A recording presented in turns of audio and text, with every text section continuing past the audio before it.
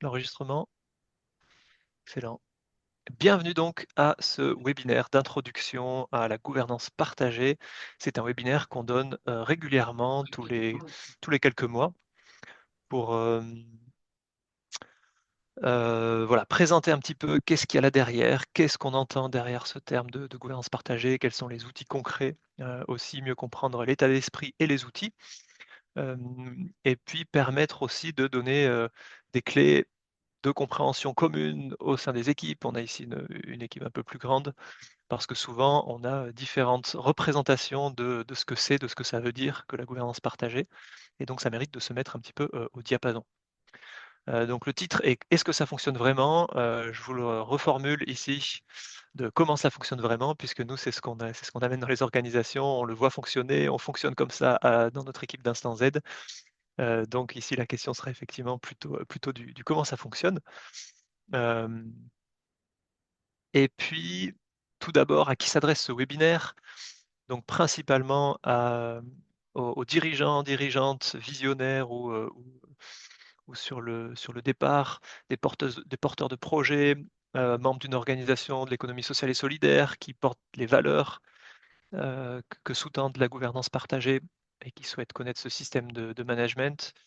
Des coachs, facilitateurs, facilitatrices qui sont, voilà, qui sont indépendants et qui souhaitent élargir leur boîte à outils et mieux comprendre aussi ce modèle de management qui est de plus en plus demandé.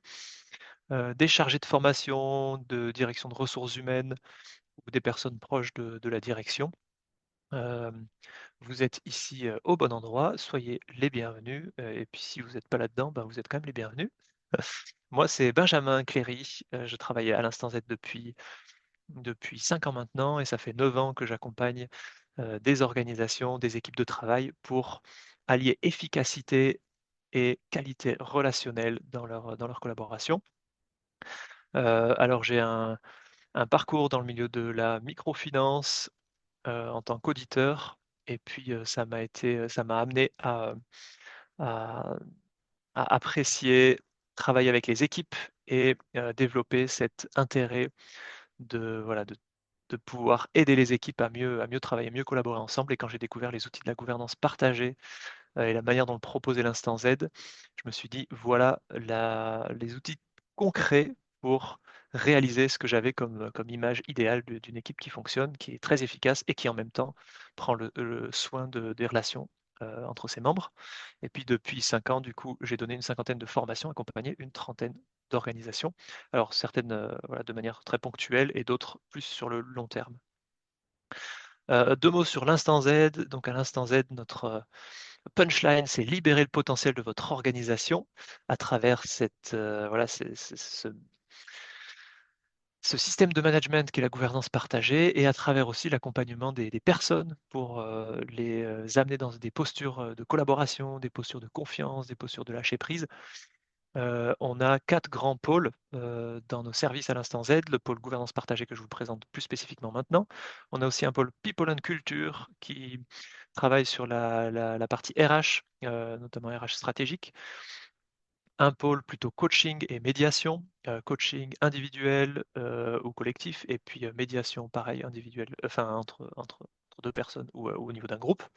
Et puis un pôle intelligence collective pour des interventions plus ponctuelles sur euh,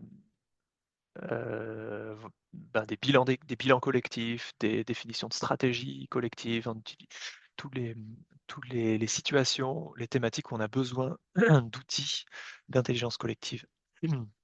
Voilà, on existe depuis 9 ans maintenant, et on a un gros passif en formation et voilà, en organisation accompagnée.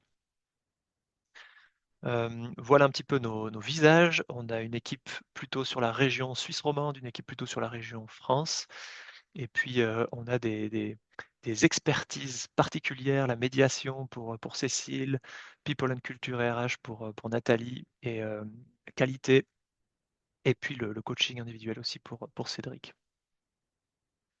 Voilà, donc avant de plonger dans le vif du sujet, aussi en introduction, je vous partage quelques mots sur notre collègue David Dreyer, qui est cofondateur d'Instant Z, et de son parcours qui l'a amené à co-créer Instant Z. En fait, il a été actif dans 2 mondes un petit peu différent, un monde plutôt traditionnel, classique dans le milieu informatique, dans lesquels il a été confronté à des structures plutôt pyramidales. Et puis les dysfonctionnements et les frustrations qui émergent de ce type de structure l'ont amené à changer complètement de vie professionnelle. Il allait dans le milieu du cirque et là il est tombé dans l'autre extrême, le milieu plutôt alternatif qui a souvent l'ambition de vouloir tout décider tous ensemble et qui voilà, génère aussi des frustrations et aussi des dysfonctionnements. Et puis il s'est dit, voilà, il est parti explorer pour trouver des outils de management, des outils de collaboration pour mieux être et faire ensemble, notamment la partie, il est allé voir la méthodologie de l'holacratie, Dragon Dreaming et autres, pour trouver justement un juste équilibre entre ces deux extrêmes. La partie vraiment, c'est le chef qui décide de tout, et l'autre extrême, c'est le groupe tous ensemble qui décide de tout. Et puis, ce qu'on vous amène en gouvernance partagée, bah, et là où a été créé l'instant Z, c'est de trouver le juste milieu entre ces deux extrêmes. Voilà, donc dans ce webinaire, nous allons voir les 5 éléments disruptifs pour libérer le potentiel de votre organisation et de ses membres. Donc concrètement, les éléments concrets de la gouvernance partagée, les 6 réunions de base qui permettent une approche intégrale de la gouvernance partagée, les 4 obstacles qui retiennent la plupart des organisations à franchir le pas, parce qu'il y a un pas à franchir et souvent on a remarqué avec l'expérience que c'est un petit peu toujours les mêmes obstacles qui reviennent. Et puis finalement on terminera par une invitation à un prochain petit pas suite à ce webinaire, et ça nous amènera sur l'ouverture d'un temps de questions-réponses un peu plus libre. Première partie donc, du coup je vais aller assez vite, donc n'hésitez pas à voilà, prendre un crayon, un stylo pour ceux qui n'en ont pas, à vous accrocher pour les 30 prochaines minutes. Je vais aller assez vite, le but c'est de faire un tour d'horizon. Et puis derrière, on pourra en rediscuter. N'hésitez pas à poser des questions dans le chat si vous avez besoin.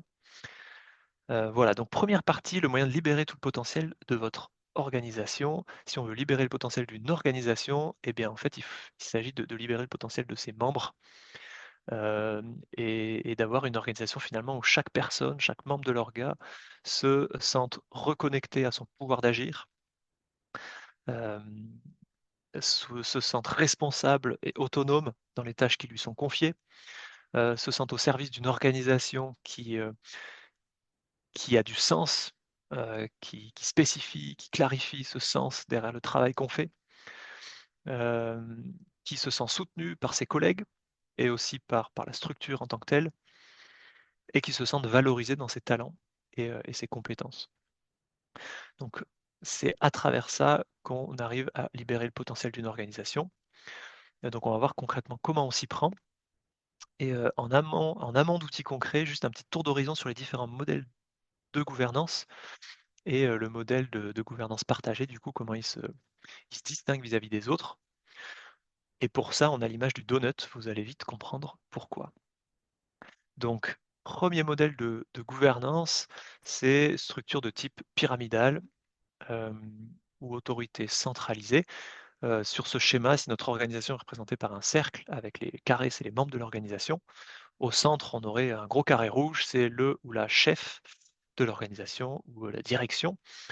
Dans ce modèle de gouvernance pyramidale, c'est la personne ou le groupe de personnes vers qui se tournent tous les membres de l'équipe pour s'assurer qu'ils sont dans la même bonne direction, pour demander validation des décisions, pour demander quel est le prochain pas que je dois faire, pour transmettre une info, à qui de droit, et cetera, et cetera. Donc c'est l'axe central finalement de la roue, ce chef. Ce qui est bien dans ce modèle, c'est que ben, les règles du jeu sont simples. En gros, demande à ton chef. Voilà, si je devais caricaturer un petit peu. Par contre, les deux gros effets néfastes qu'on observe souvent, c'est la surcentralisation des tâches, donc au niveau des managers, euh, puisque finalement, bah voilà, moi je suis simple employé, donc c'est pas à moi de faire, c'est au chef par défaut. Et puis deuxième écueil, c'est la déresponsabilisation des membres.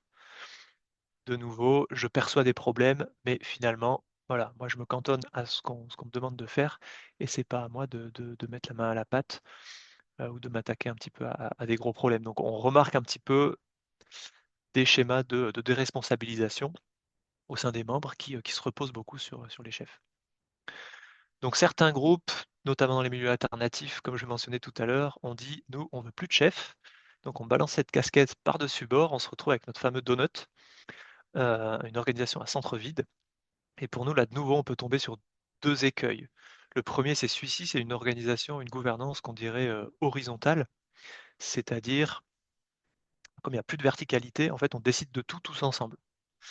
Et pour nous, bah, ça peut pas jouer non plus à long terme parce qu'on s'épuise, parce que la moindre petite décision doit être systématiquement discutée, à plusieurs et du coup, on perd du temps, ça génère beaucoup de frustration, parce que, ben, en fait, on va voir qu'il y a pas besoin de tout décider tous ensemble.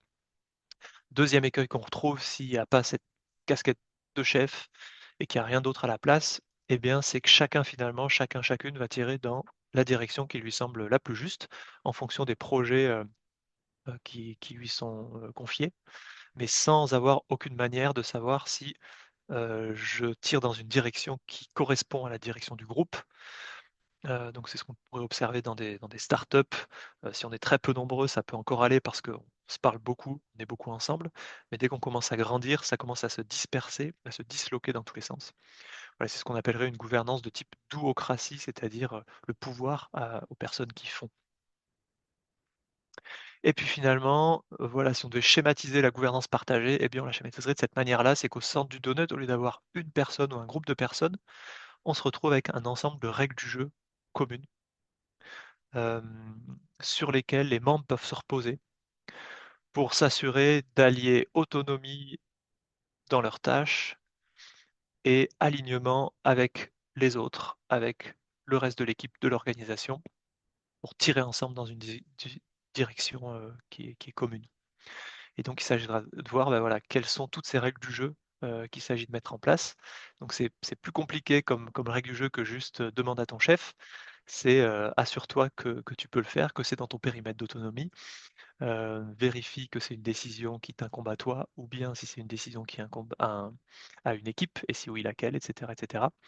C'est des éléments de type stratégie, de type raison d'être, de type valeur, hem, qui vont être placés ici au centre. Donc concrètement, qu'est-ce qui change? On va l'explorer un petit peu justement, ce qu'on y met là au centre de notre donut et je vais vous présenter principalement 5 éléments qui pour moi sont les plus disruptifs par rapport au système de management dont on a l'habitude. Ces 5 éléments, je les nomme déjà, ce sont les décisions, le rôle du manager, les rôles en général, la notion d'agilité et la, notion de hiérarchie ou le système de hiérarchie. Donc je vais les prendre un par un. Le premier, c'est les décisions. L'idée ici, c'est de se dire qu'on n'a pas une manière de prendre des décisions, on en a plusieurs et selon la situation dans laquelle on se trouve, on va opter pour une méthodologie ou une autre. Hem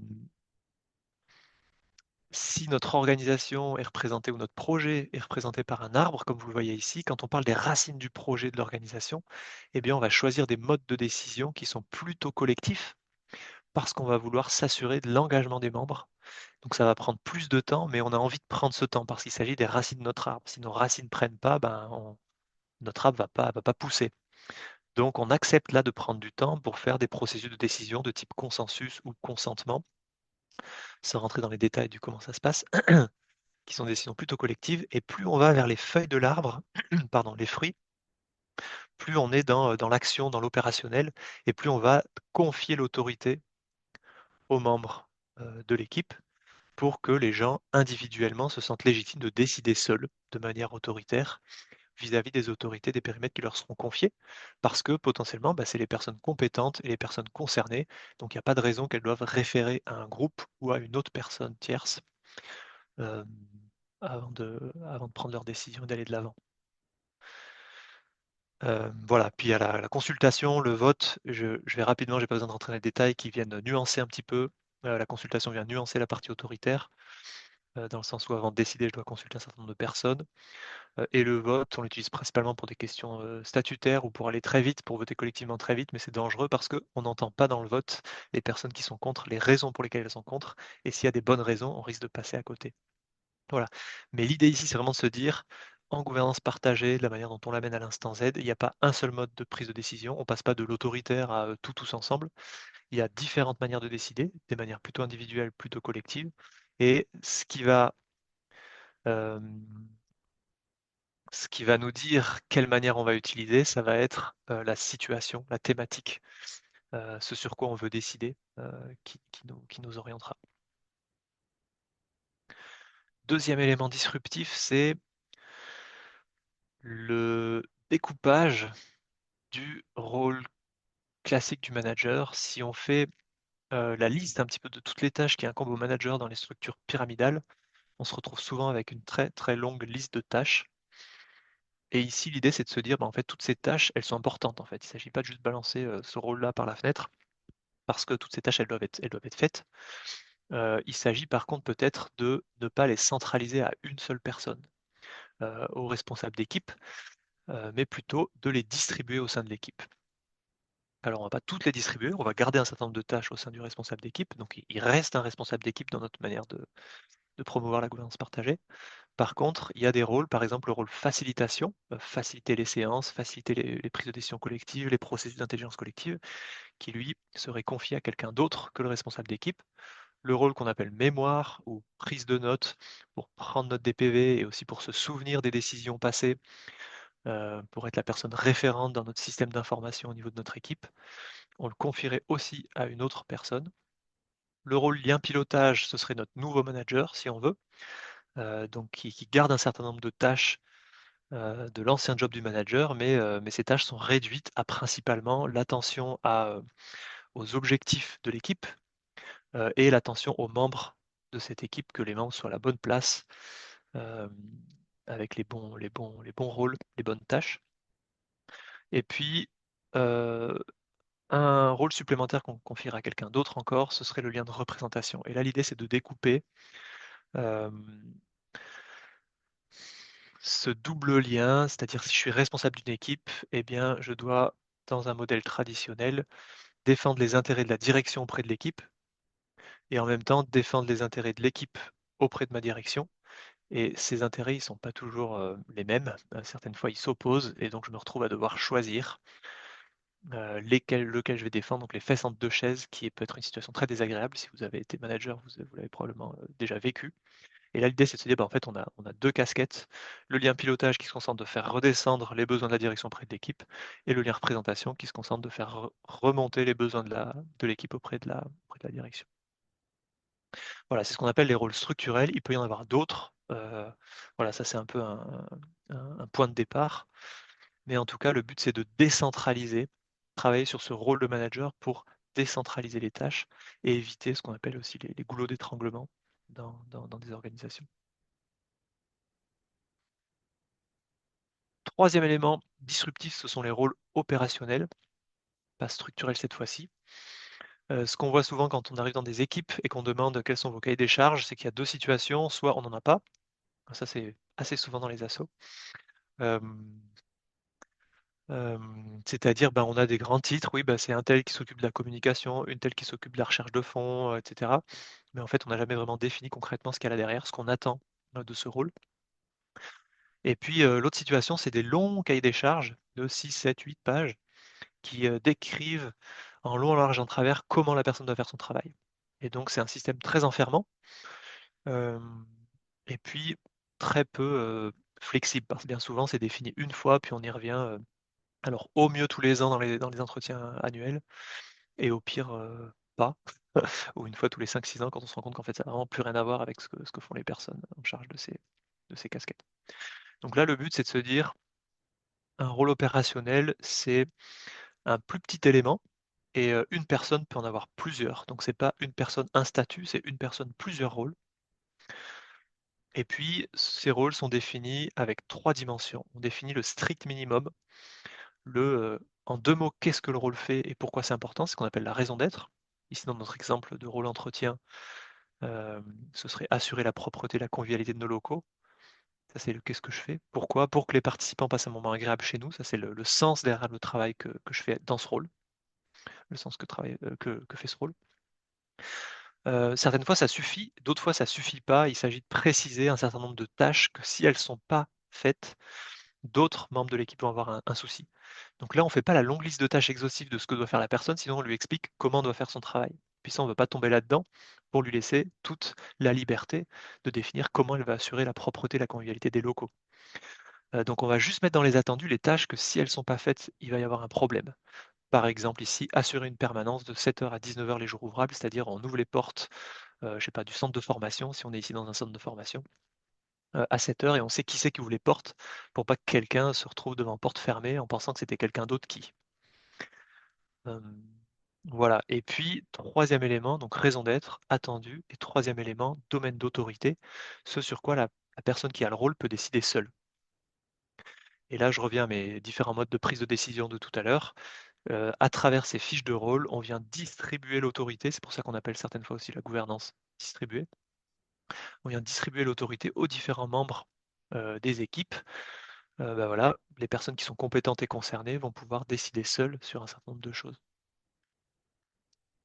Ça permet ça de alors plusieurs choses. D'abord, c'est une fiche qui est, inspirante, c'est-à-dire que je mets le strict minimum, je mets le pourquoi c'est important et pas le comment. Donc j'infantilise pas les personnes en leur expliquant comment elles doivent faire leur travail. Sachant que souvent je les ai engagées justement parce qu'elles ont les compétences. Donc si moi je leur dis comment elles doivent faire leur travail, ben, il y a un petit peu un non-sens là-dedans. C'est des fiches de rôle qui sont très pragmatiques, de nouveau concentrées sur le en 2 mots, qu'est-ce que je fais? Et puis quels sont les vraiment les non négociables, les attendus, c'est les tâches non négociables que si je les rate, ben, il va y avoir un problème. Mais tout le reste, c'est à moi, de voir comment je veux m'y prendre. C'est responsabilisant parce qu'on va confier l'autorité. Donc quand quelqu'un va systématiquement revenir: «Hey, qu'est-ce que vous en pensez l'équipe?» et cetera, on va lui dire: «Bah, écoute, tu peux nous demander notre avis si tu veux, mais en fait, c'est à toi de décider, donc ose y aller, ose trancher». Et puis c'est plus facilement évolutif parce que c'est moins lourd qu'un long cahier des charges et on peut facilement dire: «Là, il manque un truc, il y a quelque chose qui est mal défini». On va le mettre à jour et on va faire ça de manière régulière. Voilà pour cet élément des rôles opérationnels. On arrive au quatrième point disruptif. Là, ça concerne plus l'état d'esprit, le mindset, la culture que sous-tendent ces différents outils de gouvernance partagée. C'est ce qu'on va appeler l'agilité. Et nous, Instant Z, on met derrière l'agilité la notion de fonctionner par prochains petits pas, plutôt que de chercher tout de suite la meilleure idée. Et pour imager ça, pour illustrer ça, on a ces petites images. On a ici une équipe de 3 personnes, puis on voit une de ces 3 personnes qui perçoit une tension. Elle a un problème, elle a une frustration, elle voit qu'il y a un écart entre ce qui est aujourd'hui, ce qui pourrait être demain, et puis elle aimerait bien faire le saut, mais elle ne sait pas comment. Donc elle se tourne vers l'équipe, et souvent quand on se tourne vers l'équipe avec un problème, qu'est-ce qui se passe? C'est le syndrome de la meilleure idée, hem, de la solution idéale, la solution parfaite qui va résoudre non seulement ce petit problème-là, mais aussi tous les autres qui pourraient peut-être arriver un jour. Et le problème là-dedans, c'est qu'on commence à s'enliser dans les discussions. Voilà, rechercher l'hélicoptère, le pont, la grue qui nous permettra de passer ce petit trou, sachant que bien souvent, en fait, bah, il y a un 1er pas qui est assez simple, qui consiste ici à mettre une petite planche. Ça résout mon problème maintenant, c'est pas forcément parfait, mais ça résout mon problème maintenant et s'il y a besoin d'y revenir plus tard pour l'améliorer, pour développer ça en un pont plus solide et cetera, on pourra toujours le faire. Donc on va chercher à éviter de s'enliser dans des longues discussions, à chercher la solution parfaite, à chercher la décision parfaite. On va plutôt chercher à, juste vérifier s'il n'y a pas de grand risque majeur pour cette décision, mais s'il n'y a pas de risque, on ne va pas bloquer les gens d'aller de l'avant. Hem, voilà, donc là, l'idée c'est que ça vient nous amener, chercher, le prochain petit pas. Quand je veux gravir le mont Everest, ben, je vais pas chercher à le faire en un coup. Je vais chercher: «OK, c'est quoi les étapes?» Ça n Ça amène une notion de droit à l'erreur, c'est-à-dire que, bah, voilà, s'il y a pas de risque majeur, bah, on essaye avec ça, puis peut-être que ça marchera pas, mais si ça marche pas, c'est pas très grave puisqu'il y a pas de risque majeur. Donc si ça marche pas, bah, qu'est-ce qu'on fera? Bah, on en rediscutera à ce moment-là, puis on trouvera une meilleure solution. Mais dans le doute, on peut essayer. Éviter le syndrome de la meilleure idée, comme je l'ai déjà mentionné. Voilà pour cette partie plutôt état d'esprit culture. Et puis dernier élément disruptif, c'est la notion de hiérarchie. Alors, à l'instant Z, on a une approche de la gouvernance partagée où on reste avec un système hiérarchique. Parce qu'on part du principe que quand on est 50, 100, 200, 1000 personnes dans l'organisation, eh ben, à un moment, on ne peut pas se retrouver à 1000 personnes autour d'une table pour décider tous ensemble. Donc, on a besoin d'un système de représentativité. Par contre, la différence va être sur le fait qu'on va passer d'une hiérarchie de personnes dans les organisations classiques, comme vous le voyez ici en mode pyramidal. Moi, Benjamin, je suis au-dessus de telle et telle personne et en dessous de telle et telle autre. On va plutôt passer à une hiérarchie de rôles. C'est-à-dire qu'on va mapper, plutôt que mapper les personnes dans notre organigramme, on va mapper les rôles. Et les cercles ici qu'on voit, ça représente les équipes, sans rentrer dans le détail. Donc on va mapper les différentes équipes et les différents rôles qu'on a dans notre organisation. Et une personne, finalement, moi Benjamin, je suis à plusieurs endroits dans cette organisation. C'est plus proche de la réalité, ce type d'organigramme. C'est-à-dire que j'ai plein de casquettes. J'ai des casquettes plutôt opérationnelles et j'ai des casquettes plutôt de responsable d'équipe, de lien pilotage, comme j'en parlais tout à l'heure, donc plutôt hiérarchique. Voilà. Et du coup, on passe aussi on parle aussi certaines fois de passer du pouvoir sur les gens au pouvoir avec. Voilà, je suis membre de l'organisation avant d'être chef de secteur de personnes. Voilà, passer d'une hiérarchie de personnes à une hiérarchie de rôle. En résumé, pour cette première grosse partie, la gouvernance partagée, en tout cas la sauce Instant Z, c'est quoi? C'est passer de décisions autoritaires ou collectives vers des décisions autoritaires et collectives, à discerner selon la situation ce qui est le plus pertinent. Passer d'un management centralisé ou inexistant à un management où les tâches du chef sont réparties entre les membres. Passer de descriptifs de postes qui sont de longues listes de tâches ou qui sont inexistants vers des fiches de rôle plus petites et clarifiant l'autorité et qui sont facilement évolutives. Donc une personne aura plusieurs rôles.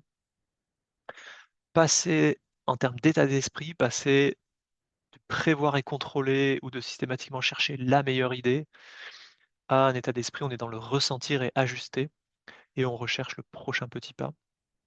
Frédéric Laloux, pour celles et ceux qui connaissent son livre, en parle beaucoup de ça, passer du prévoir et contrôler au ressentir et ajuster, et puis passer d'une hiérarchie de personnes à une hiérarchie de rôles. Voilà. Oui, mais bien souvent, on a des groupes qui viennent vers nous et qui nous disent, voilà, nous sommes déjà en gouvernance partagée. Bon, généralement, s'ils nous annoncent ça en venant vers nous, c'est qu'ils ont besoin de soutien pour voir ce que ça veut dire et puis voir comment ils peuvent améliorer la situation. Et bien souvent, on voit qu'il y a un peu quelque chose d'incomplet dans la mise en œuvre de la gouvernance partagée. Soit il manque la dimension du sens, des valeurs, du pourquoi notre organisation existe. Ou alors il manque la dimension stratégique des priorités. Ok, quelles sont nos priorités à l'année, ce sur quoi on se concentre pour éviter de se disperser et de partir trop en burn-out potentiellement. Soit il manque des éléments structurels. On n'a pas formalisé le qui fait quoi, qui décide sur quoi, ça s'est fait au fil du temps, mais on n'a jamais écrit ces choses-là. Ou alors elles sont écrites mais complètement décalées vis-à-vis de la réalité. Soit il y a un manque au niveau de l'efficacité dans l'opérationnel, dans les réunions. Soit il y a un manque au niveau de l'amélioration continue, c'est-à-dire on s'arrête jamais pour prendre la distance sur ce qu'on fait et en tirer les enseignements et s'améliorer continuellement. Ou alors il y a un manque aussi au niveau relationnel. Et donc on dit qu'on fait de la gouvernance partagée, mais dans un de ces 6 domaines, en fait, on a un angle mort. Euh, et je vous partage aussi deux situations qu'on voit beaucoup ici dans le monde d'entreprise, c'est que souvent, ben, dans les entreprises, on est assez doué pour définir nos priorités, clarifier les rôles et responsabilités, encore que, en tout cas, c'est formalisé, mais c'est pas forcément très proche de la réalité. Mais bon, c'est quand même là. Et puis, on est efficace dans les réunions. Par contre, là où ça pêche dans les entreprises assez souvent, c'est la question du sens, du pourquoi on fait ce qu'on fait, quelles sont nos valeurs qu'on a envie de porter. C'est la dimension du relationnel, parce que la relation, ça sert à rien. Je rigole en disant ça, hein, mais voilà, certaines fois, on arrive dans des équipes et on dit, ouais, pourquoi on doit prendre le temps de se dire bonjour, de se partager comment je vais. Ce qu'il faut, c'est qu'on fasse le travail. Donc le relationnel, en fait, est un peu mis de côté, n'a pas sa place. Et du coup, bah, ça se retrouve dans la réalisation des tâches, puisqu'on est moins efficace au final. ou alors la partie amélioration continue. On est tellement dans l'action qu'on ne prend pas le temps de prendre du recul sur ce qui s'est passé, de célébrer les succès comme les échecs pour en tirer les enseignements. Et à l'inverse, dans le monde plutôt associatif, on se retrouve assez doué pour définir le pourquoi, le sens, ce vers quoi on va, nos valeurs. On passe beaucoup de temps pour nourrir la relation, pour soigner les liens entre nous. On passe du temps pour célébrer les succès, les échecs. Par contre, on est beaucoup moins doué pour définir nos priorités de manière pragmatique, pour clarifier et formaliser notre structure, le qui fait quoi, qui décide sur quoi, comment on se répartit les tâches, et pour être efficace dans nos séances, dans nos réunions. Voilà donc des exemples de gouvernance partagée qu'on qualifierait de incomplète. Et puis, pour revenir à notre approche à l'instant Z, on essaie d'être attentif à avoir une approche intégrale de la gouvernance, c'est-à-dire qui intègre ces 6 dimensions. Œuvrer pour un monde meilleur, la dimension du sens. Là, je repars, de gauche, à droite. Être connecté aux priorités, structurer les tâches et les responsabilités, être efficace en réunion, célébrer les succès et les échecs et nourrir la relation. C'est ça qu'on va chercher à amener dans notre approche intégrale de la gouvernance partagée, être attentif à toutes ces dimensions et ne pas en oublier une ou l'autre.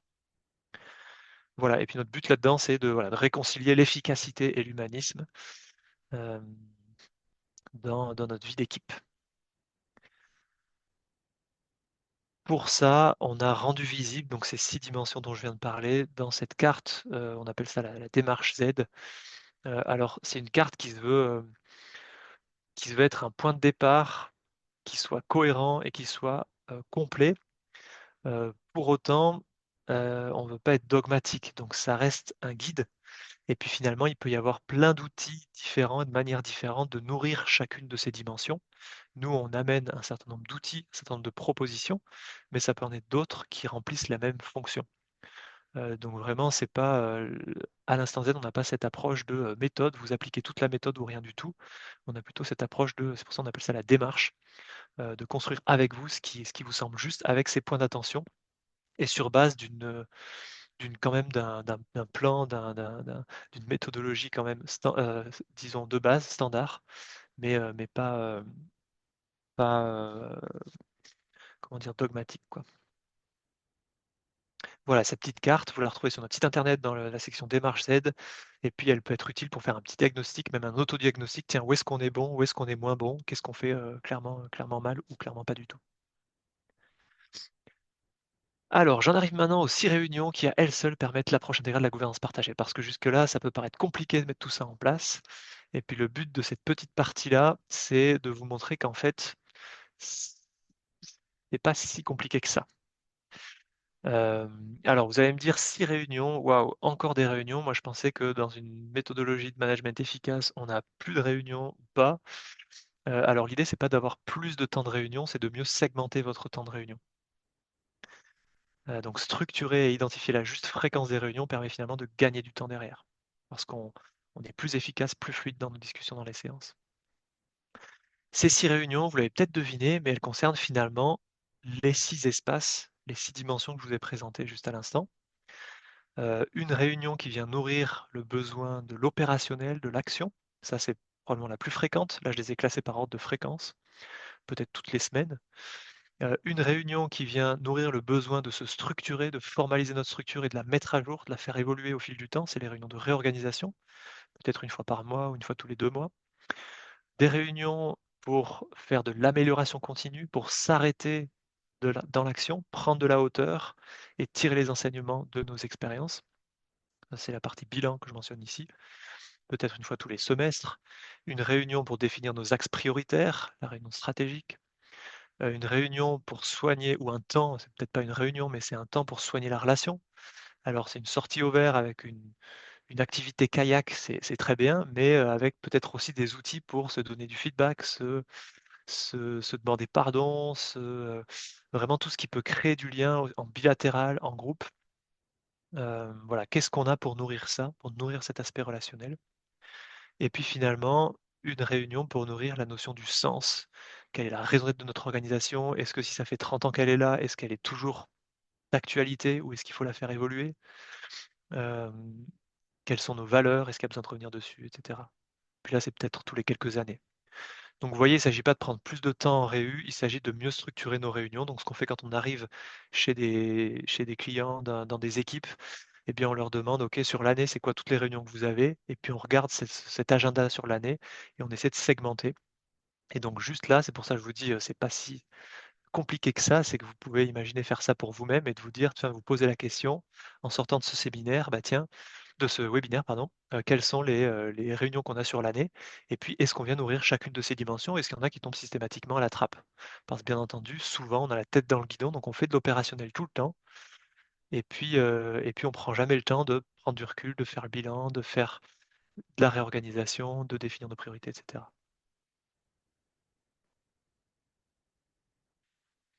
Voilà. Je vous partage ici quelques témoignages. Là, c'est au niveau d'une maison de quartier à Genève, une méthodologie très intéressante pour se connecter à son pouvoir d'agir, avoir le courage d'assumer ses responsabilités, entrer dans une logique d'action, permettre le droit à l'erreur et l'innovation, favoriser la collaboration. Donc on voit qu'on a la logique d'action, la responsabilisation, et on a l'état d'esprit de voilà, d'être dans l'action, dans le pouvoir d'agir, dans le droit à l'erreur, parce que si on veut être dans l'action, bah, il faut se permettre les erreurs, sinon on fait rien. Et puis, donc on a le côté plutôt individuel, mais on a aussi cette dimension collective avec la favorisation de la collaboration. Au passage, vous retrouvez un certain nombre de témoignages sous forme d'interviews vidéo sur notre plateforme YouTube. Ils ont été tournés il y a quelques années, mais voilà, ils peuvent toujours être intéressants.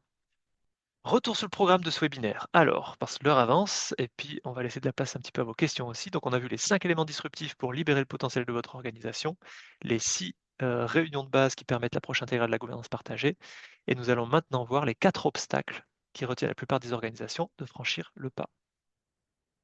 Et si vous êtes là aujourd'hui, c'est sûrement que vous ressentez des problèmes au sein de vos équipes ou de votre organisation, et c'est OK, on en a tous, hein.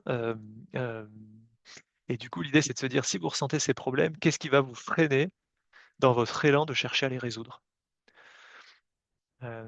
C'est ces 4 obstacles. Le premier obstacle qu'on entend souvent, c'est notre organisation. Ouais, bon, très sympa ce concept, cette idée, cette méthodologie, mais notre organisation à nous est trop petite. Ou à l'inverse, en fait, c'est beaucoup trop grand, donc ça ne marchera pas. Hem, donc là, je vous partage que nous, à l'instant Z, on accompagne des organisations qui vont entre 2 et plusieurs centaines de personnes, entre 2 personnes, enfin, une équipe en gros, et puis plusieurs centaines de personnes. Et puis à l'international, ce type de méthodologie, alors tournée de manière, un peu différente, a été vu dans des organisations au-delà de 10 000 personnes. Donc, voilà, il y a pas de en gros, il y a pas de limite en termes de taille. Et puis là, je vous repartage des petits témoignages. Ici, au niveau d'une entreprise dans le secteur de l'énergie renouvelable, ce qui avait été apprécié, c'est la décentralisation des tâches du management. On voit qu'au niveau entreprise, ça correspond aux problématiques des entreprises, la surcentralisation.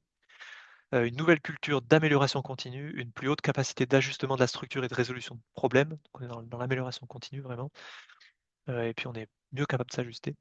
Responsabilisation des membres et travailler sur le lâcher prise de la direction. Donc autant les membres, les collaborateurs, collaboratrices sont plus responsabilisés, autant les managers apprennent à lâcher prise et à faire confiance. Deuxième témoignage, plutôt au niveau d'une association cette fois-ci, c'est la partie décentralisation de la responsabilité de la charge mentale. Parce que bien souvent dans une asso, il y a une personne qui tire l'ensemble du groupe et au bout d'un moment s'épuise et lâche l'affaire. Donc distribution des tâches, des responsabilités. Nouvelle culture du droit à l'erreur pour tester, améliorer.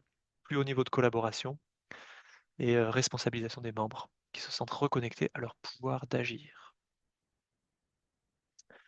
Deuxième obstacle qui peut peut-être vous freiner, celui-ci. Nous ne sommes pas prêts, ce n'est pas le bon moment. Bon, c'est une question importante. Est-ce que c'est le bon moment? Du coup, j'ai réfléchi, quel est le meilleur moment pour vous de passer à l'action? Et je suis tombé sur ces réponses-là si vous êtes en création. Créer votre organisation, de toute façon, vous devez définir la manière dont vous allez fonctionner. Donc idéalement, partez direct du bon pas, du bon pied, notamment avec cette méthodologie. Si vous êtes en croissance, en changement de taille, bien souvent, on a des organisations qui viennent vers nous, ils disent: «Voilà, on est 15-20 personnes aujourd'hui. Jusqu'il y a 3 ans où on était 4 ou 5, ça allait très bien, puis là, ça devient le bazar. Parce qu'effectivement, à 4 ou 5 personnes, on a très peu besoin de formaliser les choses, parce qu'on se dit les choses sur un coin de table, et cetera. Par contre, dès qu'on devient nombreux et puis qu'on se voit moins souvent, ça devient beaucoup plus compliqué. Si vous ressentez des dysfonctionnements qui se répètent, bah, c'est qu'il faut, voilà, il faut s'arrêter, prendre du recul et se faire conseiller pour essayer de tacler à la racine ces problématiques-là. Et puis si vous avez déjà expérimenté seul, mais que vous manquez de formalisme ou, autrement dit, si vous avez déjà expérimenté seul, mais ça marche pas très bien, bah, là, c'est aussi un bon moment, pour vous attaquer à ça. 3e obstacle, chez nous, c'est différent, ça ne marchera pas. Alors, notre expérience, c'est qu'on a accompagné un très grand nombre d'organisations, de domaines, très différents et de statuts aussi juridiques très différents, hôpital public, association, entreprise, des écolieux. Donc l'idée, c'est pas de dire: «Chez nous, c'est différent». On sait que c'est différent puisque c'est différent chez tout le monde. La question, c'est plutôt, ben, voilà la situation chez nous, comment ces outils résonnent vis-à-vis de notre situation, de notre contexte et qu'est-ce qu'on peut y prendre pour s'améliorer? Et puis dernier obstacle, c'est nous n'avons pas le temps. Alors là, c'est aussi, une vraie question, une vraie bonne question. Est-ce qu'on a le temps pour ça? Et la question du temps, finalement, revient à la question des priorités. Si vous n'avez pas le temps parce que vous avez des urgences, terrain et vitales à traiter, bah, effectivement, c'est pas le bon moment pour s'engager dans une transformation de la gouvernance. Par contre, si c'est des problématiques qui se répètent, qui sont liées à la gouvernance, liées au fonctionnement de votre structure, et bien là, en fait, c'est une priorité qui est haute et que vous avez besoin de traiter. Donc le temps, si la priorité est haute, vous allez le trouver, vous allez le prendre parce que, c'est vital pour vous. Voilà, donc la question, c'est potentiellement, quelles sont vos priorités et est-ce qu'un tel projet d'amélioration de votre gouvernance est dans le top de ces priorités? Et puis on a bien cette image, c'est qu'en fait, oui, on va prendre le temps pour s'arrêter, pour revoir le fonctionnement de l'organisation et pour l'améliorer. Mais ce temps derrière, il va être récupéré parce que derrière, on va pouvoir aller plus vite, on va pouvoir aller mieux, aller de manière plus fluide. Donc ce temps va être regagné, ensuite. Voilà, j'arrive presque au bout. Hem, il me reste encore la partie la plus désagréable pour vous, si je peux le formuler comme ça. C'est un petit défi que je vous lance. C'est l'invitation, suite à ce webinaire, à tout ce que je viens de vous partager, au prochain petit pas pour aller vers la gouvernance partagée. Donc vous vous souvenez, dans notre notion d'agilité, l'idée c'est pas de trouver la solution parfaite, c'est de savoir exactement comment vous allez vous y prendre dans les 6 prochains mois ou 2 prochaines années pour mettre en place la gouvernance partagée. C'est de démarrer en disant: «OK, c'est quoi mon premier petit pas pour aller de l'avant dans ce projet-là?» Et le 1er petit pas qu'on vous propose, c'est de prendre un rendez-vous en visio avec nous. Donc voilà, entre une demi heure et 1 heure pour faire le point sur votre situation, pour en discuter, pour vous aider à discerner sur, voilà, ce qui est pertinent de s'attaquer et ce sur quoi la gouvernance partagée peut amener des réponses et des solutions. Donc ce qu'on va faire pendant cet entretien, c'est un diagnostic de votre situation, clarifier vos besoins, identifier des prochains pas, et vous partagez bien entendu les informations clés pour avoir une offre si nécessaire sur mesure. Bien entendu, c'est un entretien qui est sans engagement et qui est offert. C'est vraiment le 1er contact qui est un point de départ. Donc quelques mots sur cet entretien, pour vous guider dans est-ce que je fais ce prochain pas, ce 1er pas ou pas? Donc vous repartez à la fin de cet entretien sur de la clarté, plus de clarté sur ce qui dysfonctionne, parce que souvent c'est un peu le bazar dans notre tête, on a la situation, mais on y voit peu clair, donc on vous amène plus de clarté là-dessus. Des idées de levier clairs pour améliorer la situation, des réponses à vos questions sur, la gouvernance partagée, l'approche de l'instant Z et cetera. Et puis un prochain pas, que ce soit avec ou sans nous. Et cet entretien est pertinent pour vous si vous avez déjà essayé, mais vous avez eu peu de résultats, si vous avez un changement de direction en cours. On a pas mal de groupes qui viennent vers nous, avec un directeur qui était là pendant 30 ans et personne ne veut prendre la place. Donc c'est 2, 3 ou 4 personnes qui font de la codirection pour le remplacer. C'est le bon moment pour parler gouvernance partagée. Si vous avez besoin de formaliser la structuration de votre travail et si vous avez besoin de résoudre des dysfonctionnements récurrents. Par contre, cet entretien n'est pas pour vous si tout va bien chez vous. On va pas changer une équipe qui va bien. Si vous avez besoin d'une recette magique où vous pensez qu'en fait, voilà, en 2 coups de cuillère à peau, tout va être résolu, c'est pas ça, on s'engage dans c'est un vrai projet. Hem, voilà et puis si vous avez aucun temps à investir là-dessus, ben, c'est probablement pas le bon moment. Je reviens à la question des priorités de tout à l'heure. Voilà, donc si ça vous paraît pertinent pour vous, bah, n'hésitez pas à demander votre entretien dès maintenant. Pour ça, on a un formulaire de contact. J'invite Jérôme, mon collègue, peut-être à le remettre dans le chat. N'hésitez pas sur ce formulaire à préciser la région dans laquelle vous êtes, puisqu'on a une équipe plutôt orientée France et une équipe plutôt orientée Suisse romande. Donc précisez ça pour qu'on vous mette directement en lien avec le membre de l'instant Z ou la membre de l'instant Z qui sera la plus pertinente pour vous.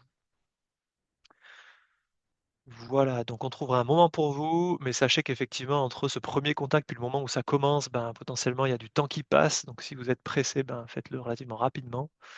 Nous, on a un certain nombre de mandats en cours, donc c'est pas dit aussi qu'on puisse répondre tout de suite à des demandes. Et puis au niveau des tarifs, comme on travaille autant avec des grandes organisations, des grandes entreprises qu'avec des petites associations de quartier, bah voilà, on est ouvert sur ces discussions tarifaires et on essaiera de vous proposer quelque chose de gagnant-gagnant qui joue bien pour vous et qui permet à nous quand même de tourner aussi. Voilà, et puis j'arrive donc au bout, juste pour préciser qu'on a un ensemble d'éléments pédagogiques qui constituent un gros point fort de l'instant Z.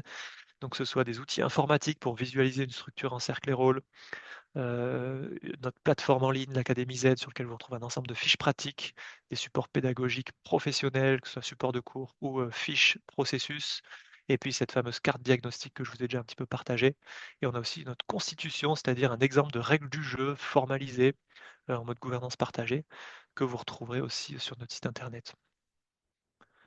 Voilà. Donc, si vous explorez seul, potentiellement, votre prochain pas, ça va être plutôt de vous inscrire à une prochaine formation de base sur voilà, les fondamentaux de la gouvernance partagée. C'est des formations qui durent 2 jours.